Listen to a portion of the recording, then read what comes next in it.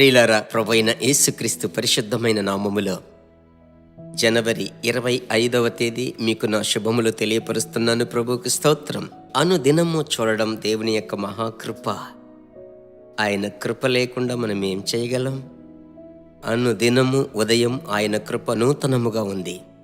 ఈ దినమందు ప్రభు కృప వల్ల మనం ప్రారంభించాము. ఈ దినం మనకు ఒక నూతన కృప దినముగా ప్రభు ఆశీర్వదిస్తాడు. అనుదినము పరిశుద్ధాత్మునితో పయనించి లేదంటే నడచి ఆ పరిశుద్ధాత్ముని యొక్క స్వరము విని ఆ ప్రకారము నడుచుకునే ఒక గొప్ప భాగ్యం ఈ దినమందు ప్రభు మనకిస్తున్నాడు.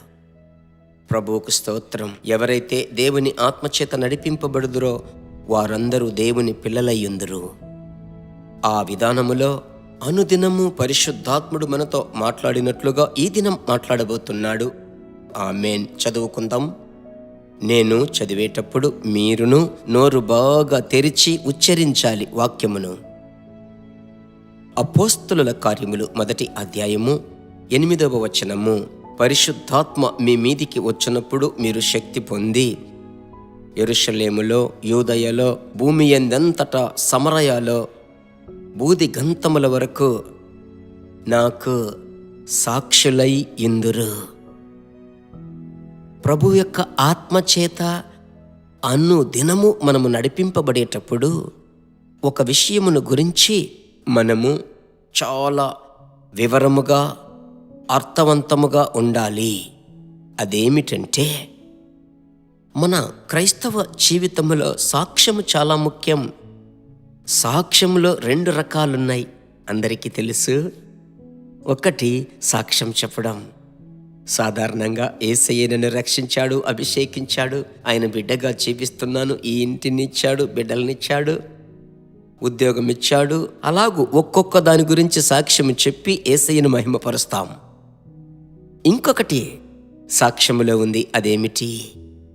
సాక్షులముగా జీవించడం. ఈ అక్క నిజమైనటువంటి అక్క, ఈ తమ్ముడు చాలా యథార్థవంతుడు, ఈ సేవకుడు మిక్కిలి ప్రభు యొక్క వాక్యము బోధించుటలో కపటము లేకుండా ఉండేవాడు. అదే రీతిగా ఈ అధికారిలాగా స్ట్రైట్ ఫార్వర్డ్ ఎవరూ ఉండరు. ఈ స్కూల్ ఉపాధ్యాయుని వల్లే ఒక చక్కటి మంచి కృప పొందిన వారు ఎవరు ఉండరు.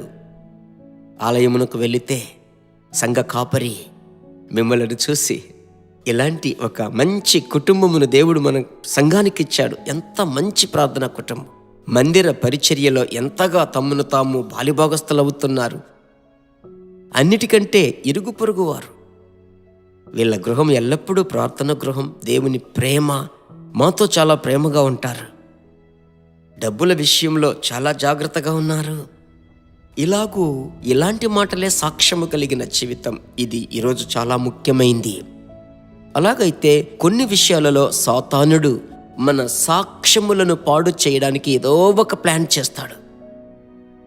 అప్పుడు అనుదినము పరిశుద్ధాత్ముడా నా సాక్ష్యముని నేను కాపాడుకోవాలి. మాటలో, చూపులో, తలంపులలో, పనులలో, నా నడక, నా వస్త్రధారణ చాలా ముఖ్యం. నేను ధరించే వస్త్రాలు ముఖ్యం. ప్రభువా, ఎదుటివారిని పాపంలోనికి నడిపించకూడదు. నేను సాక్షి బిడ్డగా జీవించాలి. అలాగని మీరు ఉదయం అన్య భాషలో నింపబడి ఆత్మలో ప్రార్థించినట్లయితే ఆ దినమంతా సాక్ష్యమును కాపాడుకోవడానికి ప్రభు కృప చూపిస్తాడు. దేవునికి మహిమ కలుగునుగాక. అలాగైతే ఇందుకొరకు అప్పగించుకొని ప్రార్థించాలి కదా. సరేనా? ప్రార్థించదామా. మా పరిశుద్ధుడైన మంచి తండ్రి, సాక్ష్యము చెప్పడము కంటే సాక్ష్యముగా జీవించడం ఎంతో ముఖ్యమయ్యా. దానిని గురించి మాతో మాట్లాడారు. మీ బిడ్డలలో ఆ భారమును మీరు ఉంచి నడిపించండి.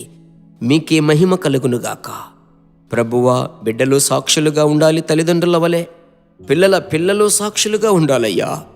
అలాగే కాపాడండి. సంఘములో, సమాజములో, అన్ని చోట్ల సాక్షులై జీవించుటకు పరిశుద్ధాత్మదేవ సహాయము చెయ్యండి. ఎవరెవరు నాతో కలిసి ప్రార్థిస్తున్నారో 1000 రెట్లు వారిని ఆశీర్వదించండి. అంత మాత్రమే కాదు, ఈ చక్కటి ఈ క్లుప్త సందేశమును షేర్ చేస్తున్నారయ్యా. షేర్ చేసే బిడ్డలందరినీ ఆశీర్వదించండి. ప్రభువా, అనేక కోట్ల మంది రక్షింపబడాలి. యేసు నామములో ప్రార్థిస్తున్నాము తండ్రి. ఆమెన్. God bless you. ప్రభు చిత్తమైతే మరలా కలుసుకుందాం. ఆమెన్.